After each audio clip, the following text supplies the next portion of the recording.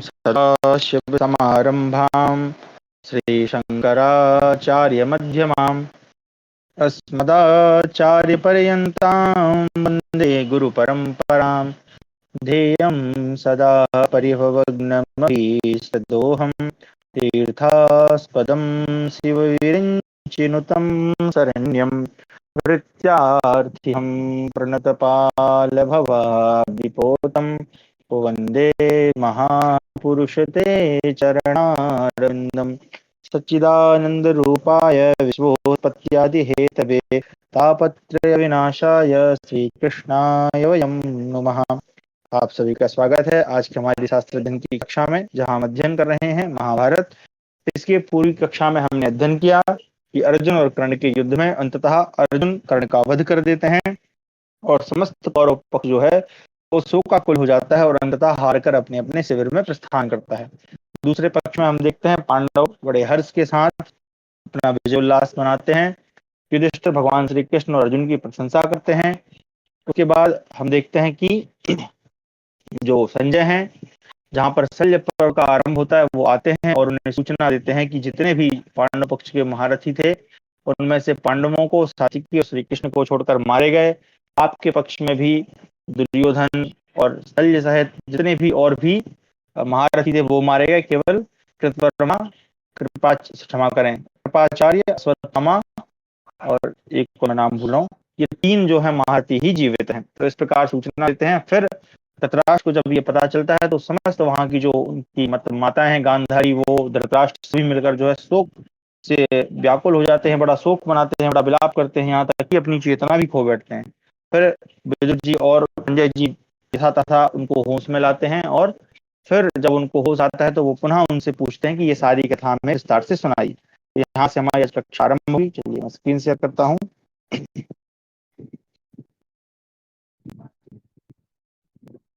तो हमारा है शल्य पर्व का तृतीय अध्याय, तीसरा अध्याय। कर्ण के मारे जाने पर पांडवों के भय से कौरव सेना का पलायन, सामना करने वाले 25,000 पैदलों का भीमसेन द्वारा वध तथा दुर्योधन का अपने सैनिकों को समझा बुझाकर पुनः पांडवों के साथ युद्ध में लगाना। संजय उवाच सुराजन् वहितो यथा वृत्तो महान् क्षया कुरूणां पांडवानां च समासाद्य परस्परम् निहते सूतपुत्रे तु पांडवे महात्मना विद्रुतेषु सैन्येषु समानीतेषु चासकृत घोरे मनुष्यदेहानाम् आजौ नरवरक्षये यत्तत् कर्णे हते पार्थ सिंहनादम् अथाकरोत्। संजय कहते हैं, राजन, कौरवों और पांडवों के आपस में भिड़ने पर जिस प्रकार महान जनसंहार हुआ वह सावधान होकर सुनिए। नरश्रेष्ठ, महात्मा पांडु कुमार अर्जुन के द्वारा सुपुत्र कर्ण के मारे जाने पर जब आपकी सेनाएं बार बार भागने और लौटाई जाने लगी एवं रणभूमि में मानव शरीरों का भयानक संहार होने लगा, उस समय कर्णवध के पश्चात कुंती कुमार अर्जुन ने बड़े जोर से सिंहनाद किया। राजन, उसे सुनकर आपके पुत्रों के मन में बड़ा भारी भय समा गया। कर्ण के मारे जाने पर आपके किसी भी योद्धा के मन में ना तो सेनाओं को एकत्र संगठित रखने का उत्साह रह गया और ना पराक्रम में ही वे मन लगा सके। राजन, जैसे अगाध महासागर में नाव फट जाने पर नौका रहित व्यापारी अपार समुद्र से पार जाने की इच्छा रखते हुए घबरा उठते हैं, उसी प्रकार कीटधारी अर्जुन के द्वारा दीप स्वरूप सूतपुत्र के मारे जाने पर बाणों से छत विछत होकर हम सब लोग भयभीत हो गए थे। हम अनाथ होकर कोई रक्षक चाहते थे। हमारी दशा सिंह के सताए हुए मृगों, टूटे सींग वाले बैलों तथा जिसके दांत तोड़ लिए गए हों उन सर्पों की तरह हो रही थी। सायंकाल में सब्यसाची अर्जुन से परास्त होकर जब हम सब लोग शिविर की ओर लौटे, हमारी सेना के प्रमुख वीर मारे गए थे। हम सब लोग पहने बाणों से घायल होकर विध्वंस के निकट पहुंच गए थे। राजन, सूतपुत्र कर्ण के मारे जाने पर आपके सब पुत्र अचेत हो वहां से भागने लगे। उन सबके कवच नष्ट हो गए थे। उन्हें इतनी भी सुध नहीं रही कि हम कहां और किस दिशा में जाएं। वे सब लोग एक दूसरे पर चोट करते और भय से संपूर्ण दिशाओं की ओर देखते हुए ऐसा समझते थे कि अर्जुन और भीमसेन मेरे ही पीछे लगे हुए हैं। भारत, ऐसा सोचकर वे हर्ष और उत्साह खो बैठते था, लड़खड़ा कर गिर पड़ते थे। कुछ महारथी भय के मारे घोड़ों पर, दूसरे कुछ लोग हाथियों पर और कुछ लोग रथों पर और वो पैदलों को वहीं छोड़ बड़े वेग से भागे। भागते हुए हाथियों ने बहुत से तोड़ डाले, बड़े बड़े रथों ने घुड़सवारों को कुचल दिया और दौड़ते हुए अश्व समूहों ने पैदल सैनिकों को अत्यंत घायल कर दिया। जैसे सर्पों और लुटेरों के भय से जंगल में अपने साथियों से बिछड़े हुए लोग अनाथ के समान भटकते हैं, वही दशा उस समय सुपुत्र कर्ण के मारे जाने पर आपके सैनिकों की हुई। कितने ही हाथियों के सवार मारे गए, बहुत से गजराजों की सूंडें काट डाली गईं। सब लोग भय से पीड़ित होकर संपूर्ण जगत को अर्जुनमय देख रहे थे। भीमसेन के भय से पीड़ित हुए समस्त सैनिकों को भागते देख दुर्योधन ने हाय हाय करके अपने सारथी से इस प्रकार कहा, जब मैं सेना के पिछले भाग में खड़ा हो हाथ में धनुष ले युद्ध करूंगा, उस समय कुंती कुमार अर्जुन मुझे लांघ कर आगे नहीं बढ़ सकेंगे। अतः तुम घोड़ों को आगे बढ़ाओ। जैसे महासागर तट को नहीं लांघ सकता, उसी प्रकार कुंती कुमार अर्जुन सम्रांगण में युद्ध करते हुए मुझे दुर्योधन को लांघ कर आगे जाने की हिम्मत नहीं कर सकते। आज मैं श्री कृष्ण अर्जुन मानी भीमसेन तथा शेष बचे हुए अन्य शत्रुओं का संहार करके कर्ण के ऋण से उर्ण हो जाऊंगा।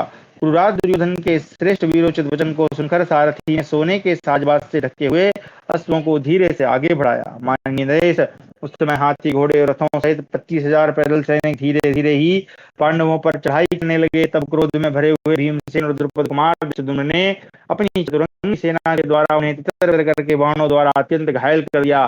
वे समस्त सैनिक भी भीमसेन और धृष्टद्युम्न का डटकर सामना करने लगे। दूसरे बहुत से योद्धा वहां हम उन दोनों के नाम ले लेकर ललकारने लगे।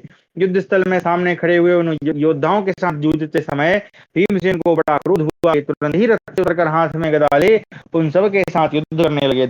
युद्ध धर्म के पालन की इच्छा रखने वाले कुंती कुमार भीमसेन ने स्वयं रथ पर बैठकर भूमि पर खड़े हुए पैदल सैनिकों के साथ युद्ध करना उचित नहीं समझा। वे अपने बाहुबल का भरोसा करके उन सबके साथ पैदल ही जूझने लगे। उन्होंने दंडपाणी यमराज के समान स्वर्ण पत्र से जटित विशाल गदा लेकर उसके द्वारा आपके समस्त सैनिकों का संहार आरंभ किया। उस समय अपने प्राण और बंधु बांधवों का मुंह छोड़कर रोष और आवेश में भरे हुए पैदल सैनिक युद्ध स्थल में भीमसेन की ओर उसी प्रकार दौड़े जैसे पतंग या पतंगे चलती हुई आग पर टूट पड़ते हैं। यहाँ पे उल्टा लिख दिया है, जैसे जलते हुए पतंगे, क्षमा करें, जैसे पतंगे जलती हुई आग पर टूट पड़ते हैं। क्रोध में भरे हुए वे रणदुर्मद योद्धा भीमसेन से बढ़कर सहसा उसी प्रकार आर्तनाद करने लगे जैसे प्राणियों के समुदाय यमराज को देखकर चीख उठते हैं। उस समय भीमसेन रणभूमि में बाज की तरह विचर रहे थे। उन्होंने तलवार और गदा के द्वारा आपके उन 25,000 योद्धाओं को मार गिराया। सत्य पराक्रमी महाबली भीमसेन उस पैदल सेना का संहार करके धृष्टद्युम्न को आगे किए पुनः युद्ध के लिए डट गए। दूसरी ओर पराक्रमी अर्जुन ने रथ सेना पर आक्रमण किया। माद्री कुमार नकुल, सहदेव तथा महाबली सात्विकी दुर्योधन की सेना का विनाश करते हुए बड़े वेग से शकुनी पर टूट पड़े। उन सबने शकुनी के बहुत से घुड़सवारों को अपने पैने बाणों से मारकर बड़ी उतावली के साथ हाथी पर धावा किया। फिर तो उनमें भारी युद्ध छिड़ गया। राजन, तदनंतर अर्जुन ने अपने त्रिभुवन विख्यात गांडीव धनुष की टंकार करते हुए आपके रथियों की सेना में प्रवेश किया। श्री कृष्ण जिसके सारथी हैं, उन श्वेत घोड़ों से जुते हुए रथ को और रथी योद्धा अर्जुन को आते देखकर आपके सारे रथी भय से भाग चले। अब रथों और घोड़ों से रहित तथा बाणों से आच्छादित हुए 25,000 पैदल योद्धाओं ने कुंती कुमार अर्जुन पर चढ़ाई की। उस पैदल सेना का वध करके पांचाल महारथी धृष्टद्युम्न भीमसेन को आगे किए शीघ्र ही वहां दृष्टिगोचर हुए। पांचाल राज के पुत्र धृष्टद्युम्न महाधनुर्धर, महायशस्वी, तेजस्वी था, शत्रु समूह का संहार करने में समर्थ थे। जिनके रथ में कबूतर के समान रंग वाले घोड़े जुते हुए थे तथा रथ की श्रेष्ठ ध्वजा पर कचार वृक्ष का चिन्ह बना हुआ था, उन धृष्टद्युम्न को रणभूमि में उपस्थित देख आपके सैनिक भय से भाग खड़े हुए। सात्विकी सहित यशस्वी माद्री कुमार नकुल, सहदेव शीघ्रता पूर्वक अस्त्र चलाने वाले गांधार राज शकुनी का तुरंत पीछा करते हुए दिखाई दिए। माननीय नरेश, चेकितान, शिखंडी और द्रौपदी के पांचों पुत्र आपकी विशाल सेना का संहार करके शंख बजाने लगे। जैसे सांड साणों को परास्त करके उन्हें बहुत दूर तक खदेड़ते रहते हैं, उसी प्रकार उन सब पांडव वीरों ने आपके समस्त सैनिकों को युद्ध से विमुख होकर भागते देख बाणों का प्रहार करके दूर तक उनका पीछा किया। नरेश्वर, पांडु कुमार सव्यसाची अर्जुन आपके पुत्र की सेना के उस एक भाग को अवशिष्ट एवं सामने उपस्थित देख अत्यंत कुपित हो उठे। राजन, तदनंतर उन्होंने सहसा बाणों द्वारा उस सेना को आच्छादित कर दिया। उस समय इतनी धूल ऊपर उठी कि कुछ भी नहीं दिखाई देता था। महाराज महाराज उस जगत में जब क्षमा करें महाराज जब जगत में उस धूल से अंधकार छा गया और पृथ्वी पर बाण ही बाण बिछ गए, उस समय आपके सैनिक भय के मारे संपूर्ण दिशाओं में भाग गए। जानात, उन सबके भाग जाने पर क्रूराज दुर्योधन ने शत्रु पक्ष की और अपनी दोनों ही सेनाओं पर आक्रमण किया। श्रेष्ठ जैसे पूर्व काल में राजा बलि ने देवताओं को युद्ध के लिए ललकारा था, उसी प्रकार दुर्योधन ने समस्त पांडवों का आवाहन किया तब वे पांडव योद्धा अत्यंत कुपित हो गर्जना करने वाले दुर्योधन को बारंबार फटकारते हुए और क्रोधपूर्वक नाना प्रकार के अस्त्र शस्त्रों की वर्षा करते हुए एक साथ ही उस पर टूट पड़े। दुर्योधन भी बिना किसी घबराहट के अपने बाणों द्वारा उन शत्रुओं को छिन्न भिन्न करने लगा। वहां हम लोगों ने आपके पुत्र का अद्भुत पराक्रम देखा कि समस्त पांडव मिलकर भी उसे लांघ कर आगे न बढ़ सके। दुर्योधन ने देखा कि मेरी सेना अत्यंत घायल हो रणभूमि से पलायन करने का विचार रखकर भाग रही है, परंतु अधिक दूर नहीं गई है राजेंद्र। तब युद्ध का ही दृढ़ निश्चय रखने वाले आपके पुत्र ने उन सैनिकों को उठा करके उनका हर्ष बढ़ाते हुए कहा, वीरो, मैं भूतल पर और पर्वतों में कोई भी ऐसा स्थान नहीं देखता जहां चले जाने पर तुम लोगों को पांडव मार न सकें। फिर तुम्हारे भागने से क्या लाभ है? पांडवों के पास थोड़ी सी ही सेना शेष रह गई है और श्री कृष्ण तथा अर्जुन भी बहुत घायल हो चुके हैं। यदि हम सब लोग यहाँ डटे रहे तो निश्चय ही हमारी विजय होगी। यदि तुम लोग पृथक पृथक होकर भागोगे तो पांडव तुम सभी अपराधियों का पीछा करके तुम्हें मार डालेंगे। अतः युद्ध में ही मारा जाना हमारे लिए श्रेयस्कर होगा। क्षत्रिय धर्म के अनुसार युद्ध करने वाले वीरों के लिए संग्राम भूमि में होने वाली मृत्यु ही सुखद है, क्योंकि वहां मरा हुआ मनुष्य मृत्यु के दुख को नहीं जानता और मृत्यु के पश्चात अक्षय सुख का भागी होता है। जितने क्षत्रिय यहाँ आए हुए हैं वे सब सुने। तुम लोग भागने पर अपने शत्रु भीमसेन के अधीन हो जाओगे, इसलिए अपने बाप दादों के द्वारा आचरण में लाए हुए धर्म का परित्याग न करो। क्षत्रिय के लिए युद्ध छोड़कर भागने से बढ़कर दूसरा कोई अत्यंत पापपूर्ण कर्म नहीं है, और वो युद्ध से बढ़कर दूसरा कोई स्वर्ग का श्रेष्ठ मार्ग नहीं है। दीर्घ काल तक पुण्य कर्म करने से प्राप्त होने वाले पुण्य लोगों को वीर क्षत्रिय युद्ध से तत्काल प्राप्त कर लेता है। राजा दुर्योधन की उस बात का आदर करके वे महारथी क्षत्रिय पुनः युद्ध के लिए पांडवों के सामने आए। उन्हें पराजय असह्य हो उठी थी, इसलिए उन्हें पराक्रम कर में ही मन लगाया। तदनंतर आपके और शत्रु पक्ष के सैनिकों में पुनः देवासुर संग्राम के समान अत्यंत भयंकर युद्ध होने लगा। महाराज, उस समय आपके पुत्र दुर्योधन ने अपनी सारी सेना के साथ युधिष्ठिर आदि सभी पांडवों पर धावा किया था। इस प्रकार हमारा तीसरा अध्याय समाप्त हुआ। चौथा अध्याय, कृपाचार्य का दुर्योधन को संधि के लिए समझाना। संजय उवाच, पतितान् रथनीनाश्च रथांश्चापि महात्मनां रणे च निहतान् नागान् दृष्ट्वा प्रतिशमारिष आयोधनं चातिघोरं रुद्रश्चाक्रीडसन्निभम् अप्रख्यातिं गतानां तु राज्ञां सततः तृषा विमुखे तव पुत्रे तु शोकोपहते चेतसि वृषोद्विग्नेषु सैन्येषु दृष्ट्वा पार्थस्य विक्रमम्। संजय कहते हैं, माननीय नरेश, उस समय रणभूमि में महामनस्वी वीरों के रथ और उनकी बैठकें टूटी पड़ी थी। सवारों सहित हाथी और पैदल सैनिक मार डाले गए थे। वह युद्ध स्थल में रुद्रदेव की क्रीड़ा भूमि के स्मशान के समान अत्यंत भयानक जान पड़ता था और वहां लाखों नरेशों का नामो निशान मिट गया था। यह सब देखकर जब आपके पुत्र दुर्योधन का मन शोक में डूब गया और उसने युद्ध से मुंह मोड़ लिया, कुंती पुत्र अर्जुन का पराक्रम देखकर समस्त सेनाएं जब भय से अत्यंत व्याकुल हो उठी और भारी दुख में पड़कर चिंता मग्न हो गई, उस समय मरे जाते हुए सैनिकों का जोर जोर से आर्तनाद सुनकर तथा राजाओं के चिन्ह स्वरूप ध्वज आदि को युद्ध स्थल में क्षत विक्षत हुआ देखकर प्रौढ़ अवस्था और उत्तम स्वभाव से युक्त तेजस्वी कृपाचार्य के मन में बड़ी दया आई। भरतवंशी नरेश वे बातचीत करने में अत्यंत कुशल थे। उन्होंने राजा दुर्योधन के निकट जाकर उनकी दीनता देखकर इस प्रकार कहा, कुरुवंशी महाराज दुर्योधन, मैं समय तुझसे जो कुछ कहता हूँ उसे ध्यान देकर सुनो। अब मेरी बात सुनकर यदि तुम्हें रुचे तो उसके अनुसार कार्य करो।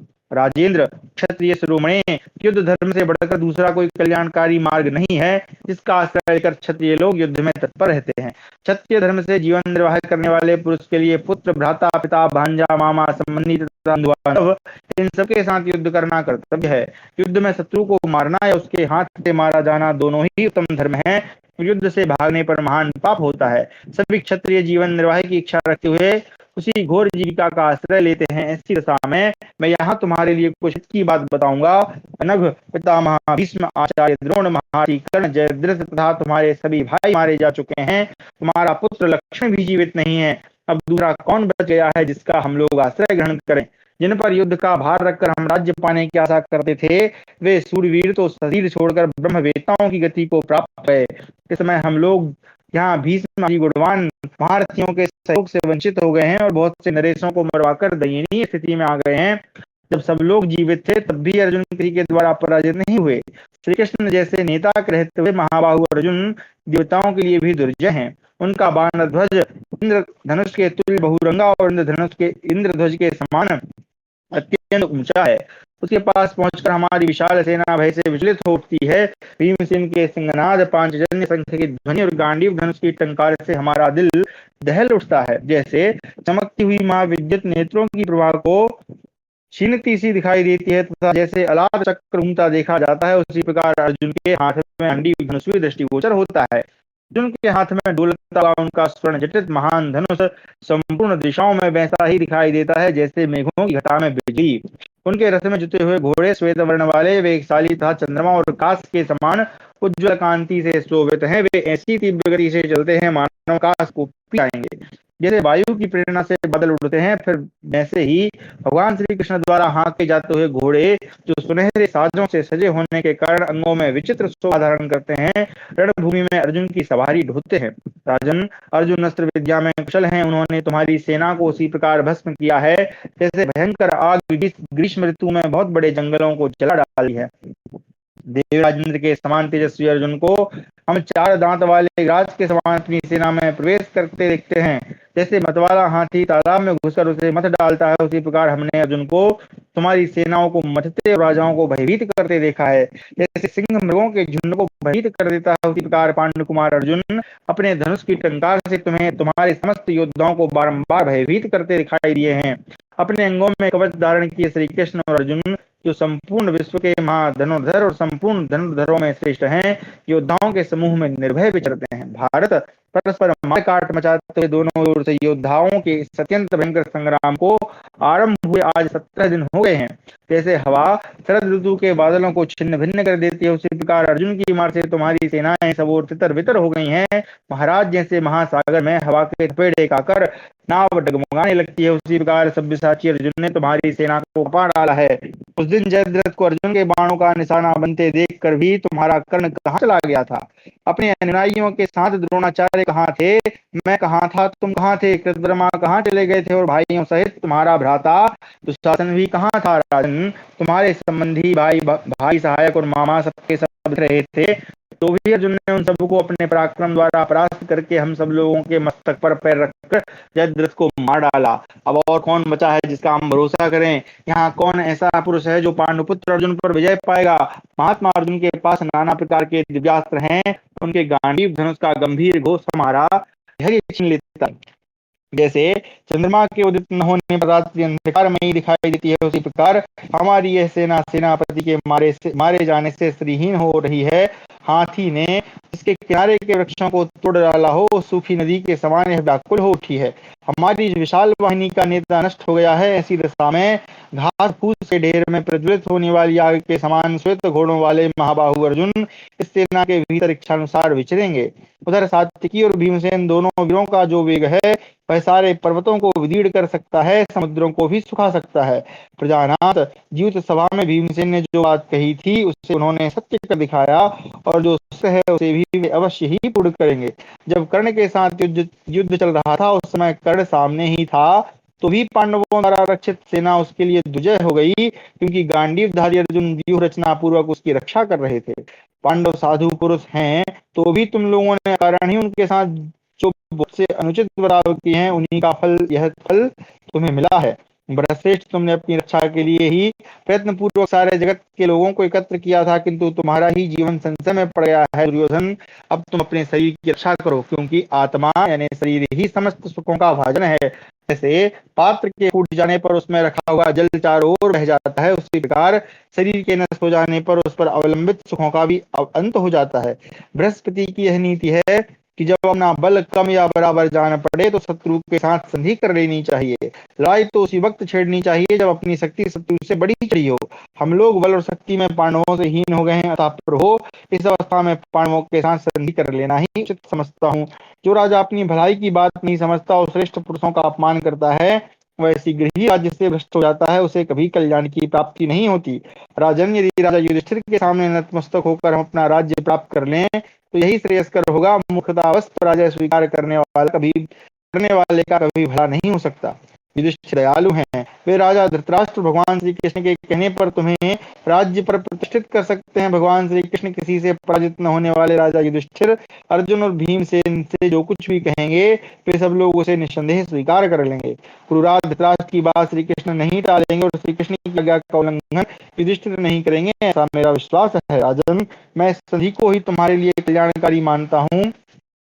पांडवों के साथ किए जाने वाले युद्ध को नहीं। मैं कायरता या प्राण रक्षा की भावना से यह सब नहीं कहता हूँ, तुम्हारे हित की बात बता रहा हूँ। तुम मरणासन अवस्था में मेरी यह बात याद करोगे। शरद्वान के पुत्र वृद्ध कृपाचार्य इस प्रकार विलाप करके गरम गरम लंबी सांसें खींचते हुए शोक और मोह के वशीभूत हो गए। इस प्रकार हमारा चौथा अध्याय समाप्त हुआ। पांचवा अध्याय, दुर्योधन कृपाचार्य को उत्तर देते हुए संधि स्वीकार न करके युद्ध का ही निश्चय करना। संजय उवाच ए मुक्तस्ततो राजा गौतमेन तपस्विना निःश्वस्य दीर्घमुष्णं च तूष्णीमासीद् विशाम्पते ततो मुहूर्तं स ध्यात्वा धार्तराष्ट्रो महामनः कृपं सारद्वतं वाक्यं मित्युवाच परन्तपः यत्किञ्च श्रुतां वाच्यं तत्सर्वं श्रावितो ह्यं कृतं च भवता सर्वं प्राणान् संत्यज्य युध्या। संजय कहते हैं, प्रजानाथ तपस्वी कृपाचार्य के ऐसा कहने पर दुर्योधन जोर जोर से गर्म सांस खींचता हुआ बहुत देर तक चुपचाप बैठा रहा।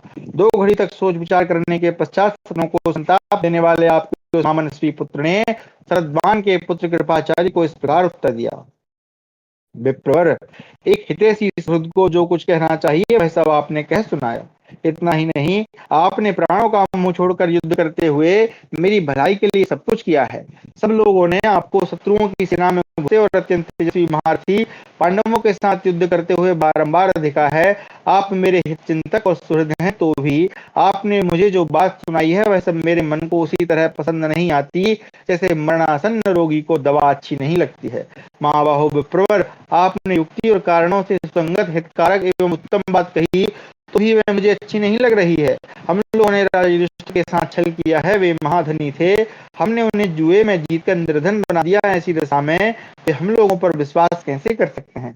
हमारी बातों पर उन्हें फिर श्रद्धा कैसे हो सकती है? ब्राह्मण, पांडवों के पांडवों के हित में तत्पर रहने वाले श्री कृष्ण मेरे यहाँ दूत बनकर आए थे, किंतु मैंने उन्हें ऋषिकेश के साथ धोखा किया। मेरा वह कर्म अविचार पूर्ण था। भला अब वे मेरी बात कैसे मानेंगे? सभा में बलात् लाई हुई द्रौपदी ने जो विलाप किया था, पांडवों का जो राज्य छीन लिया गया था, वह बर्ताव श्री कृष्ण सहन नहीं कर सकते। प्रभु श्री कृष्ण और अर्जुन 2 शरीर और 1 प्राण हैं। वे दोनों एक दूसरे के आश्रित हैं। मैंने जो बात पहले केवल सुन रखी थी उसे अब प्रत्यक्ष देख रहा हूँ। आपके भानजे अभिमन्यु के मारे जाने का समाचार सुनकर श्री कृष्ण सुख की नींद नहीं सोते हैं। हम सब लोग उनके अपराधी हैं, फिर वे हमें क्षमा कैसे कर सकते हैं? अभिमन्यु के मारे जाने से अर्जुन को भी चैन नहीं है, फिर वे प्रार्थना करने पर भी मेरे हित के लिए कैसे यत्न करेंगे? मुझले पांडव महाबली भीमसेन का स्वभाव बड़ा ही कठोर है। उन्होंने बड़ी भयंकर प्रतिज्ञा की है, सूखे काठ की तरह वे भले टूट ही जाएं, झुक नहीं सकते। दोनों भाई नकुल और सहदेव तलवार बांधे और कवच धारण किए हुए यमराज के समान भयंकर जान पड़ते हैं। वे दोनों वीर मुझसे वैर मानते हैं। जो श्रेष्ठ दृष्टिद्युम्न और शिखंडी ने भी मेरे साथ बैर बांध रखा है, फिर वे दोनों मेरे हित के लिए कैसे यत्न कर सकते हैं? द्रौपदी एक वस्त्र पहने हुए थी, रजस्वला थी। उस अवस्था में जो भरी सभा में लाई गई और दुशासन ने सब लोगों के सामने उसे महान केस पहुंचाया, उसका जो वस्त्र उतारा गया और उसे जो दयनीय दशा को पहुंचा दिया गया, उन सब बातों को पांडव आज भी याद रखते हैं। इसलिए अब उन शत्रु संतापी वीरों को युद्ध से रोका नहीं जा सकता। जब से द्रौपदी को क्लेश दिया गया तब से वह दुखी हो मेरे विनाश का संकल्प लेकर प्रतिदिन मिट्टी की वेदी पर सोया करती है। जब तक वैर का बदला ना चुका लिया जाए तब तक के लिए उसने यह व्रत ले रखा है। द्रौपदी अपने पतियों के अभीष्ट मनोरथ की सिद्धि के लिए कठोर तपस्या करती है और वसुदेव नंदन श्री कृष्ण की सगी बहन सुभद्रा मान और अभिमान को दूर फेंककर सदा दासी की भांति द्रौपदी की सेवा करती है। इस प्रकार सारे कार्यों के रूप में वैर की आग प्रज्वलित होती है जो किसी प्रकार बुझ नहीं सकती। अभिमन्यु के विनाश से जिनके हृदय में गहरी चोट पहुंची है, उस अर्जुन के साथ मेरी संधि कैसे हो सकती है? जब मैं समुद्र से घिरी हुई सारी पृथ्वी का एक छत्र राजा की हैसियत से उपभोग कर चुका हूँ, तब इस समय पांडवों की कृपा का पात्र बनकर कैसे राज्य भोगूंगा? समस्त राजाओं के ऊपर सूर्य के समान प्रकाशित होकर अब दास की भांति युधिष्ठिर के पीछे पीछे कैसे चलूंगा। स्वयं बहुत से भोग भोग कर और प्रचुर धन दान करके अब दीन पुरुषों के साथ दीनता पूर्ण जीवन जीविका का आश्रय ले किस प्रकार निर्वाह कर सकूंगा। आपने स्नेहवश हित की ही बात कही है। आपकी इस बात में मैं दोष नहीं निकालता, न इसकी निंदा ही करता हूँ। मेरा कथन तो इतना ही है कि अब किसी प्रकार संधि का अवसर नहीं रह गया, मेरी ऐसी मान्यता है। शत्रुओं को तपाने वाले वीर, अब मैं अच्छी तरह युद्ध करने में ही उत्तम नीति का पालन समझ रहा हूँ। हमारा यह समय कायरता दिखाने का नहीं, उत्साह पूर्वक युद्ध करने का ही है। तात, मैंने बहुत से यज्ञों का अनुष्ठान कर लिया, ब्राह्मणों को पर्याप्त दक्षिणाएं दे दी, सारी कामनाएं पूर्ण कर ली, वेदों का श्रवण कर लिया, शत्रुओं के माथे पर पैर रखा और भरण पोषण के योग्य व्यक्तियों के पालन पोषण की अच्छी व्यवस्था कर दी। इतना ही नहीं, मैंने दीनों का उद्धार कार्य भी संपन्न कर दिया। अतः श्रेष्ठ, अब मैं पांडवों से इस प्रकार संधि के लिए याचना नहीं कर सकता। मैंने दूसरों के राज्य जीत के अपने राष्ट्र का निरंतर पालन किया, नाना प्रकार के भोग भोगे, धर्म अर्थ और काम का सेवन किया और पितरों तथा क्षत्रिय धर्म दोनों के ऋण से ऋण हो गया। संसार में कोई भी सुख सदा रहने वाला नहीं है, पर राष्ट्र और यश भी कैसे स्थिर रह सकते हैं। यहाँ तो कीर्ति का ही उपार्जन करना चाहिए, और कीर्ति युद्ध के सिवा किसी दूसरे उपाय से नहीं मिल सकती। क्षत्रिय की भी यदि घर में मृत्यु हो जाए तो उसे निंदित माना गया है। घर में खाट पर सोकर मरना यह क्षत्रिय के लिए महान पाप है। जो बड़े बड़े यज्ञों का अनुष्ठान करके वन में या संग्राम में शरीर त्याग करता है, वही क्षत्रिय महत्व को प्राप्त होता है।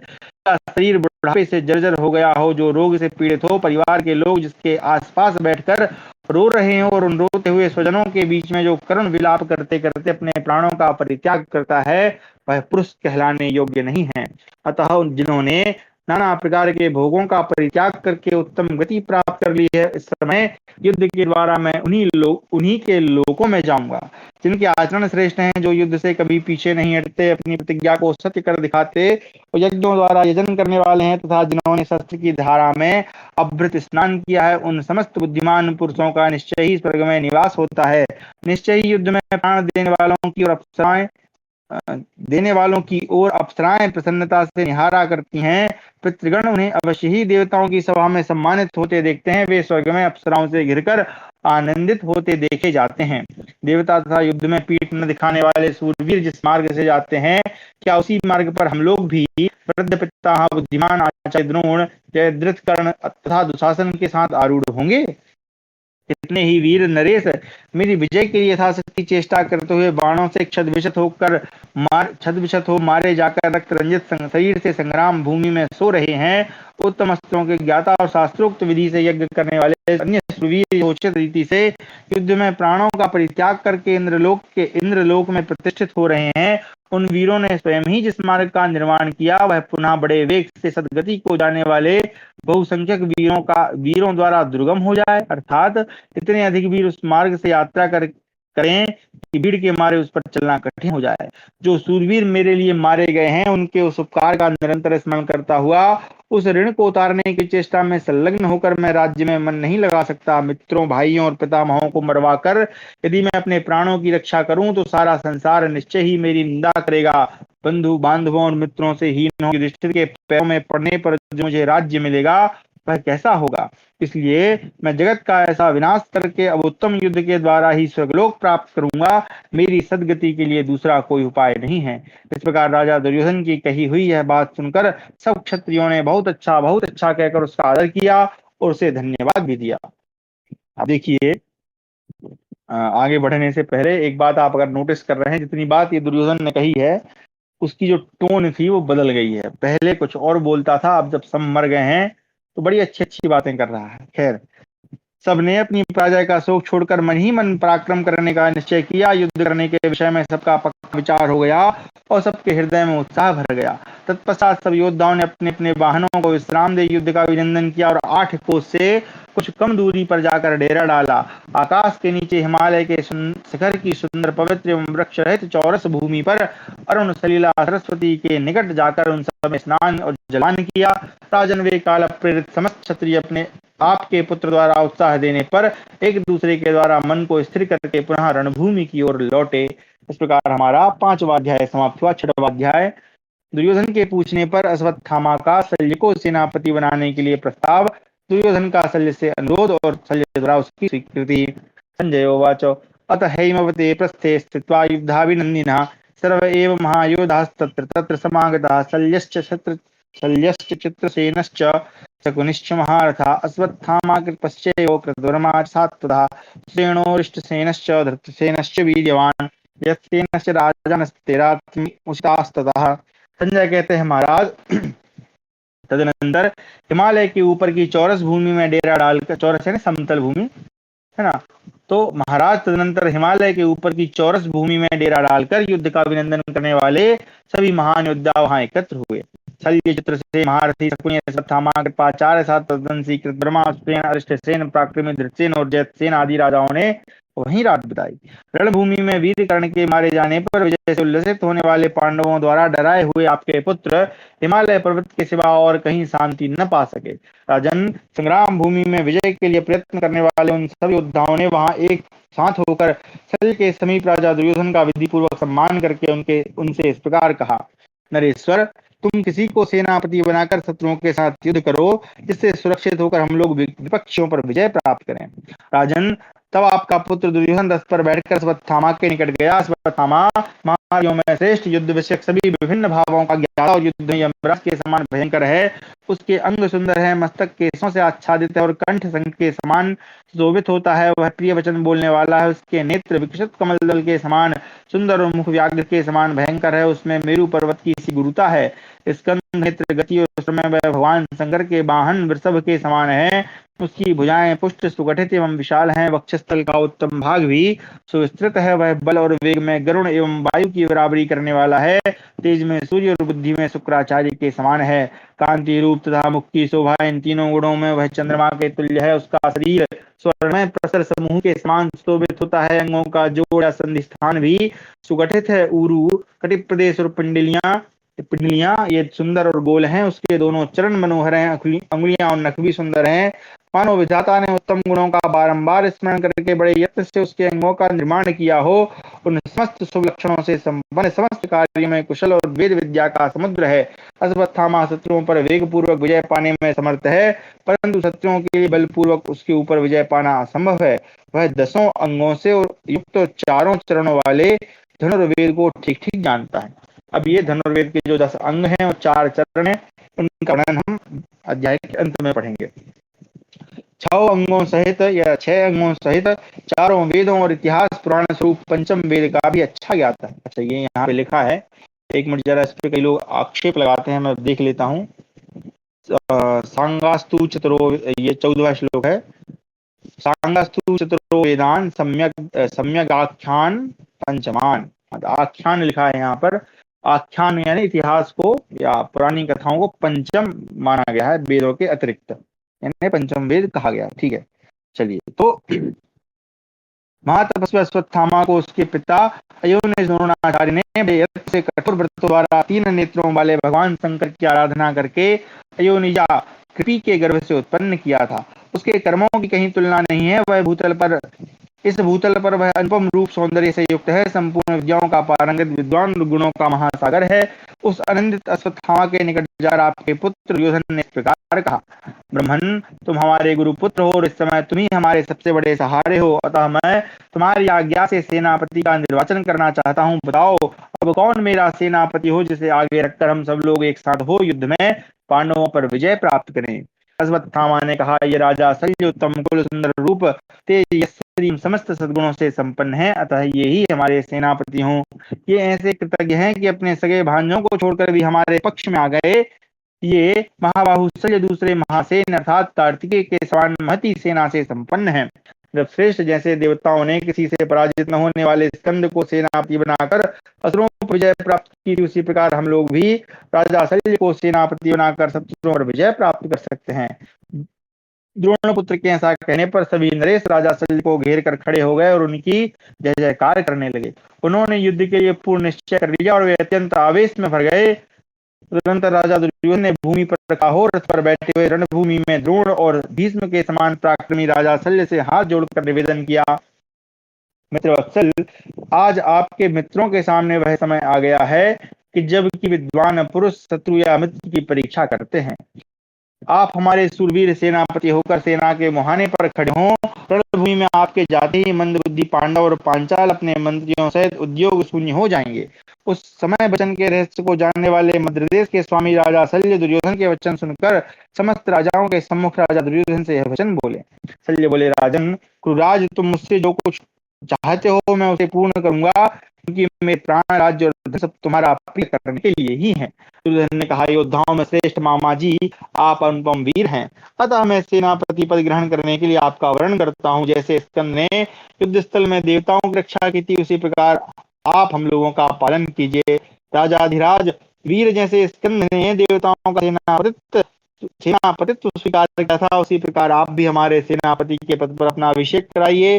दानवों का वध करने वाले देवराज इंद्र के समान रणभूमि में हमारे शत्रुओं का संहार कीजिए। इस प्रकार हमारा छठवां अध्याय समाप्त हुआ। यहाँ पर जो धनुर्वेद था उसके 10 अंग हैं: वृत्त, प्राप्ति, धृति, पुष्टि, स्मृति, क्षेप, शत्रु भेदन, चिकित्सा, उद्दीपन और दृष्टि। और उसके जो 4 चरण हैं वो है दीक्षा, शिक्षा, आत्मरक्षा और इसका साधन। इस प्रकार से हमारा छठा अध्याय समाप्त हुआ। 7वां अध्याय राजा शल्य के वीरोचित उद्गार तथा श्री कृष्ण का युधिष्ठिर को शल्यवध के लिए उत्साहित करना। संजय उवाच, एतत् श्रुत्वा वचो राज्ञो मद्रराजः प्रतापवान् दुर्योधनं तदा राजन् वाक्यमेतत् उवाचः। दुर्योधन महाबाहो, शृणु वाक्यमिदाम्बरो, यावेतौ मन्यसे कृष्णौ रथस्थौ रथिनाम्बरो, न मे तुल्याभिभावेतौ बाहुवीर्ये कथञ्चन, उज्जतां पृथ्वीं सर्वां सस्वरासुरमानवाम्। संजय कहते हैं, महाराज, राजा दुर्योधन की यह बात सुनकर तापी मद्रराज शल्य ने उससे इस प्रकार कहा, वाक्यवेत्ताओं में श्रेष्ठ महाबाहु दुर्योधन, तुम रथ पर बैठे हुए जिन दोनों श्री कृष्ण और अर्जुन को रथियों में श्रेष्ठ समझते हो, ये दोनों बाहुबल में किसी प्रकार मेरे समान नहीं है। मैं युद्ध के मुहाने पर उपस्थित हूँ, आपके सामने युद्ध के लिए आए हुए देवताओं, असुरों और मनुष्यों सहित सारे भूमंडल के साथ युद्ध कर सकता हूँ, फिर पांडवों की तो बात ही क्या है। मैं रणभूमि में कुंती के सभी पुत्रों और सामने आए हुए सौमुखों पर भी विजय प्राप्त कर लूंगा। इसमें भी संदेह नहीं कि मैं तुम्हारा सेनापति होऊंगा और ऐसे व्यूह का निर्माण करूंगा जिसे शत्रु नहीं लांघ सकेंगे। दुर्योधन, यह बात मैं तुमसे सच्ची कहता हूँ, इसमें कोई संशय नहीं है। परस्त्रे प्रजानाथ, उनके ऐसा कहने पर क्लेश से दबे हुए राजा दुर्योधन ने शास्त्रीय विधि के अनुसार सेना के मध्य भाग में मद्रराज शल्य का सेनापति के पद पर अभिषेक कर दिया। भारत उनका अभिषेक हो जाने पर आपकी सेना में बड़े जोर से संघात होने लगा और भांति भांति के बाजे बज उठे। मद्र देश के महारथी योद्धा हर्ष में भर गए और संग्राम में शोभा पाने वाले राजा शल्य की स्तुति करने लगे। राजन, आप चिरंजीवी हों, सामने आए हुए शत्रुओं का संहार कर डालें। आपके बाहुबल को पाकर धृतराष्ट्र के सभी महाबली पुत्र शत्रुओं का नाश करके सारी पृथ्वी का शासन करें। आप रणभूमि में संपूर्ण देवताओं, असुरों और मनुष्यों को जीत सकते हैं। फिर यहाँ मरण, धर्म और शोकों पर विजय पाना कौन बड़ी बात है। उनके द्वारा इस प्रकार प्रशंसित होने पर बलवान वीर मद्रराज शल्य को वह हर्ष प्राप्त हुआ जो अकृतात्मा यानी युद्ध की शिक्षा से रहित पुरुषों के लिए दुर्लभ है। शल्य ने कहा, राजन, आज मैं रणभूमि में पांडवों से समस्त पांचालों को मार डालूंगा या स्वयं ही मारा जाकर स्वर्गलोक में जा पहुंचूंगा। आज सब लोग मुझे रणभूमि में निर्भय विचरते देखें। आज समस्त पांडव, श्री कृष्ण, सात्यकी, पांचाल और चेदी देशी योद्धा, द्रौपदी के सभी पुत्र, धृष्टद्युम्न, शिखंडी तथा समस्त प्रद्रगण मेरा पराक्रम तथा मेरे महान धनुष का बल अपनी आंखों देख लें। आज कुंती के सभी पुत्र तथा अर्जुनों सहित श्रीगण भी युद्ध में मेरी फुर्ती, अस्त्रबल और बाहुबल को देखें। मेरी दोनों भुजाओं में जैसा बल है तथा अस्त्रों का मुझे जैसा ज्ञान है, उसके अनुसार आज मेरा पराक्रम देखकर महारथी उनके प्रतिकार में तत्पर हो, नाना प्रकार के कार्यों के लिए श्रेष्ठ हों। सुनंदन, आज मैं पांडवों की सेनाओं को चारों ओर भगा दूंगा। प्रभो, युद्ध स्थल में तुम्हारा प्रिय करने के लिए आज मैं द्रोणाचार्य, भीष्म तथा सूतपुत्र करने से भी बढ़कर पराक्रम दिखाता और जूझता हुआ रणभूमि में सब ओर विचरण करूंगा। संजय कहते हैं, मानद, इस प्रकार आपकी सेनाओं में राजा शल्य का अभिषेक होने पर समस्त योद्धाओं को कर्ण के मारे जाने का थोड़ा सा भी दुख नहीं रह गया। वे सब के सब प्रसन्न चित्त होकर हर्ष में भर गए और मानने लगे कि कुंती के पुत्र मद्रास शल्य के वश में पड़कर अवश्य ही मारे जाएंगे। आपकी सेना महान हर्ष पाकर उस रात में वहीं रही और सो गई। उसके मन में उनके मन में या उसके मन में बड़ा उत्साह था। उस समय आपकी सेना का वह महान हर्षनाद सुनकर राजा युधिष्ठिर ने समस्त स्त्रियों के सामने भगवान श्री कृष्ण से कहा, माधव, धृतराष्ट्र पुत्र दुर्योधन ने समस्त सेनाओं द्वारा सम्मानित महाधनुर्धर मद्रास शल्य को सेनापति बनाया है। माधव, यह यथार्थ रूप से जानकर आप जो उचित हो वैसा करें, क्योंकि आप ही हमारे नेता और संरक्षक हैं। इसलिए अब जो कार्य आवश्यक हो उसका संपादन कीजिए। महाराज, तब भगवान श्री कृष्ण ने राजा से कहा, भारत, मैं ऋतायन कुमार राजा शल्य को अच्छी तरह जानता हूँ। इनके पिता का नाम था ऋतायन। वाह! इसमें श्लोक में तो लिखा नहीं। तमन ब्रुवीन महाराजो वासुदेव जनार्दनम आतार्य निमहम जाने। आतार्य, ठीक है, ऋतायन जाएगा, ऋतायन कुमार राजा। वे बलशाली, महातेजस्वी, महामनस्वी, विद्वान, विचित्र युद्ध करने वाले और शीघ्रता पूर्वक अस्त्र शस्त्रों का प्रयोग करने वाले हैं। भीष्म, द्रोणाचार्य और कर्ण, ये सब लोग युद्ध में जैसे पराक्रमी थे वैसे ही या उनसे भी बढ़कर पराक्रमी मैं मद्रास शल्य को मानता हूँ। भारत नरेश्वर, मैं बहुत सोचने पर भी युद्ध परायण शल्य के अनुरूप दूसरे किसी योद्धा को नहीं पा रहा हूँ। भरत नंदन, शिखंडी, अर्जुन, भीम, सात्यकी और धृष्टद्युम्न से भी वे रणभूमि में अधिक बलशाली हैं। महाराज, सिंह और हाथी के समान पराक्रमी मद्रास शल्य प्रलय काल में प्रजा पर कुपित हुए काल के समान निर्भय होकर रणभूमि में विचरेंगे। पुरुष सिंह आपका पराक्रम के समान है। आज आपके सिवा युद्ध स्थल में दूसरे को मैं ऐसा नहीं देखता जो शल्य के सम्मुख होकर युद्ध कर सके। कुरुनंदन, देवताओं सहित संपूर्ण जगत में आपके सिवा दूसरा कोई ऐसा पुरुष नहीं है जो रणभूमि में कुपित हुए मद्रास शल्य को मार सके। इसलिए प्रतिदिन संग्रांगण में जूझते और आपकी सेना को विक्षुब्ध करते हुए शल्य को युद्ध में आप उसी प्रकार मार डालिए जैसे इंद्र ने सम्रासुर का वध किया था। वीर शल्य अजय हैं। दुर्योधन का बड़ा सम्मान किया है। युद्ध में मद्राज के मारे जाने पर निश्चय ही आपकी जीत होगी। महाराज, कुंती कुमार, उनके मारे जाने पर आप समझ लें कि दुर्योधन की सारी विशाल सेना ही मार डाली गई। इस समय मेरी इस बात को सुनकर महारथी मद्राज पर चढ़ाई कीजिए और महाबाहो, जैसे इंद्र ने नमुची का वध किया था उसी प्रकार आप भी उन्हें मार डालिए। ये मेरे मामा हैं, ऐसा समझकर आपको उन पर दया नहीं करनी चाहिए। आप क्षत्रिय धर्म को सामने रखते हुए मद्रास शल्य को मार डालें। भीष्म, द्रोण और कर्ण रूपी महासागर को पार करके आप अपने सेवकों सहित शल्य रूपी गाय की खुरी में डूब न जाइए। राजन, आपका जो तपोबल और क्षात्र बल है वह सब रणभूमि में दिखाइए और इन महारथी शल्य को मार डालिए। शत्रुवीरों का संहार करने वाले भगवान श्री कृष्ण यह बात कहकर सायंकाल में पांडवों से सम्मानित हो अपने शिविर में चले गए। श्री कृष्ण के चले जाने पर उस समय धर्मपुत्र युधिष्ठिर ने अपने भाइयों तथा पांचालों और सोमकों को विदा करके रात में अंकुश रहित हाथी के समान शयन किया। वे सभी महाधनुर्धर पांचाल और पांडव योद्धा कर्ण के मारे जाने से हर्ष में भरकर रात्रि में सुख की नींद सोए। माननीय सूतपुत्र कर्ण के मारे जाने से विजय पाकर महान धनुष एवं विशाल रथों से शोभित पांडव सेना बहुत प्रसन्न हुई, मानो वह युद्ध से पार होकर निश्चिंत हो गई हो। इस प्रकार हमारा 7वां अध्याय समाप्त हुआ। 8वां अध्याय, उभय पक्ष की सेनाओं का सम्रांगण में उपस्थित होना एवं बची हुई दोनों सेनाओं की संख्या का वर्णन। संजय उवाच, वितीतायां रजन्यां तु राजा दुर्योधनस्तदा अब्रवीतावकान् सर्वान् सन्निहन्तां महारथा प्राज्ञश्च मतमाज्ञाय सम्निह्यत सा चमु अयोजयन् रथांस्तूर्णं परिधावन् सदा परे अकल्प्यन्त च मातंगाः सम्मन्यन्त प्रत्यः रथानास्तरणोपेतान् चक्रुरन्ये सहस्रशः। संजय कहते हैं, जब रात व्यतीत हो गई तब राजा दुर्योधन ने आपके समस्त सैनिकों से कहा, महारथी गण कवच बांधकर युद्ध के लिए तैयार हो जाएं। राजा का यह अभिप्राय जानकर सारी सेना युद्ध के लिए सुसज्जित होने लगी। कुछ लोगों ने तुरंत ही रथ जोत दिए, दूसरे चारों ओर दौड़ने लगे, हाथी सुसज्जित किए जाने लगे, पैदल सैनिक कवच बांधने लगे तथा अन्य सहस्त्रों सैनिकों ने रथों पर आवरण डाल दिए। प्रजाना उस समय सब ओर से भांति भांति की वाद्यों की गंभीर ध्वनि प्रकट होने लगी। युद्ध के लिए उद्यत योद्धाओं और आगे बढ़ती हुई सेनाओं का महान कोलाहल सुनाई देने लगा। भारत, तत्पश्चात मरने से बची हुई सेनाएं मृत्यु को ही युद्ध से लौटाने का निमित्त बनाकर प्रस्थान करती दिखाई दी।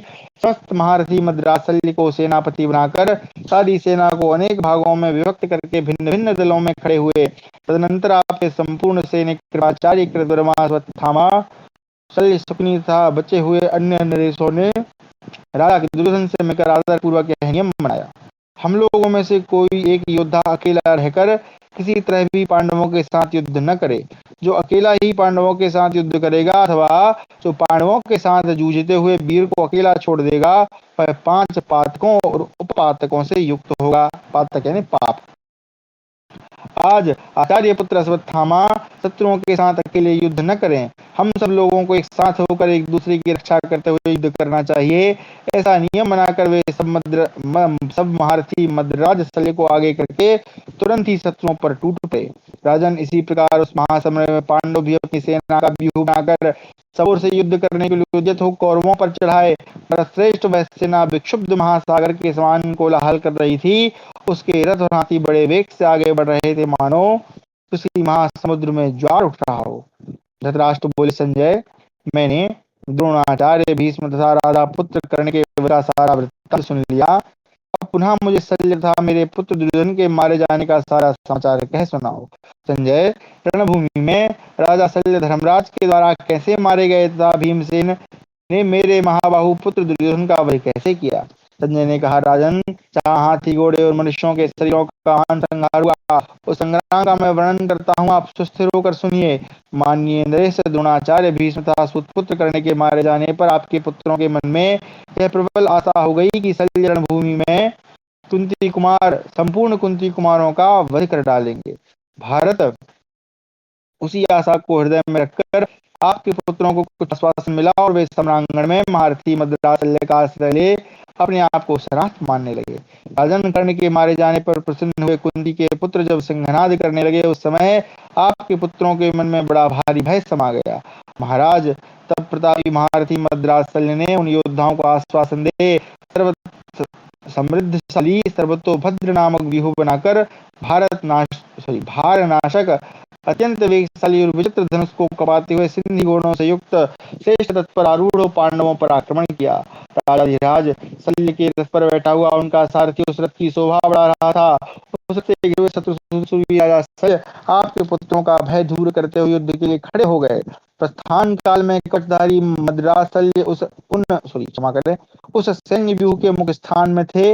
उनके साथ मद्र देशीय वीर तथा कर्ण के दुर्जय पुत्र भी थे। व्यू के वाम भाग में त्रिगर्तों से घिरा हुआ कृतवर्मा खड़ा था। दक्षिण पार्श्व में शकों और यवनों की सेना के साथ कृपाचार्य थे और पृष्ठ भाग में काम्बोजों से घिरकर अश्वत्थामा खड़ा था।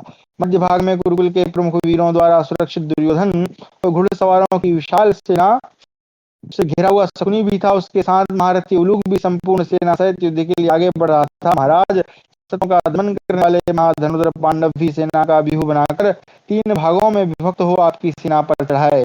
उन तीनों के अध्यक्ष थे धृष्टद्युम्न, शिखंडी और महारथी सात्विकी। इन लोगों ने युद्धस्थल में शल्य की सेना का वध करने के लिए उस पर धावा बोल दिया। अपनी सेना से घिरे हुए वरश्रेष्ठ राजा युधिष्ठिर ने शल्य को मार डालने की इच्छा से उन पर ही आक्रमण किया। शत्रु सेना का संहार करने वाले अर्जुन ने महाधनुर्धर कृतवर्मा तथा संसप्त गणों पर बड़े वेग से आक्रमण किया। राजेंद्र, भीमसेन और महारथी सोमक गणों ने युद्ध में शत्रुओं का संहार करने की इच्छा से कृपाचार्य पर धावा बोल दिया। सेना सहित माद्री, कुमार नकुल और सहदेव युद्धस्थल में अपनी सेना के साथ खड़े हुए महारथी शकुनी और उलूक का सामना करने के लिए उपस्थित थे। इसी प्रकार रणभूमि में नाना प्रकार के अस्त्र शस्त्र लिए क्रोध में भरे हुए आपके पक्ष के 10,000 योद्धा पांडवों का सामना करने लगे। धृतराष्ट्र ने पूछा, संजय, महाधनुर्धर भीष्म, द्रोण तथा महारथी कर्ण के मारे जाने पर जब युद्ध स्थल में कौरव और पांडव योद्धा थोड़े से ही शेष बच गए थे और कुंती के पुत्र अत्यंत कुपित होकर पराक्रम दिखाने लगे थे, उस समय मेरे और शत्रुओं के पक्ष में कितनी सेना शेष रह गई थी। संजय ने कहा, राजन, हम और हमारे शत्रु जिस प्रकार युद्ध के लिए उपस्थित हुए और उस संग्राम में हम लोगों के पास जितनी सेना शेष रह गई थी वह सब बताऊं, सुनिए। वरश्रेष्ठ, आपके पक्ष में 11,000 रथ, 10,700 हाथी, 2 लाख घोड़े तथा 3 करोड़ पैदल इतनी सेना शेष रह गई थी। भारत, उस युद्ध में पांडवों के पास 6,000 रथ, 6,000 हाथी, 10,000 घोड़े और 2 करोड़ पैदल सेना इतनी शेष थी। वरश्रेष्ठ, ये ही सैनिक युद्ध के लिए उपस्थित हुए। राजेंद्र, इस प्रकार सेना का विभाग करके विजय की अभिलाषा से क्रोध में भरे हुए आपके सैनिक मद्रास शल्य के अधीन हो पांडवों पर चढ़ाए। इसी प्रकार सम्रांगण में विजय से शोभित होने वाले सूरवीर पुरुषसिंह पांडव और यशस्वी पांचाल वीर आपकी सेना के समीप आ पहुंचे। प्रभु, इस प्रकार परस्पर वध की इच्छा वाले ये और वे पुरुषसिंह योद्धा प्रातः काल एक दूसरे के निकट आए। फिर तो परस्पर प्रहार करते हुए आपके और शत्रु पक्ष के सैनिकों में अत्यंत भयानक घोर युद्ध छिड़ गया। इस प्रकार हमारा 8वां अध्याय समाप्त हुआ। कक्षा को यहीं विराम देते हैं, फिर हम पढ़ेंगे हुए पक्ष की सेनाओं का घमासान युद्ध और कौरव सेना का पलायन।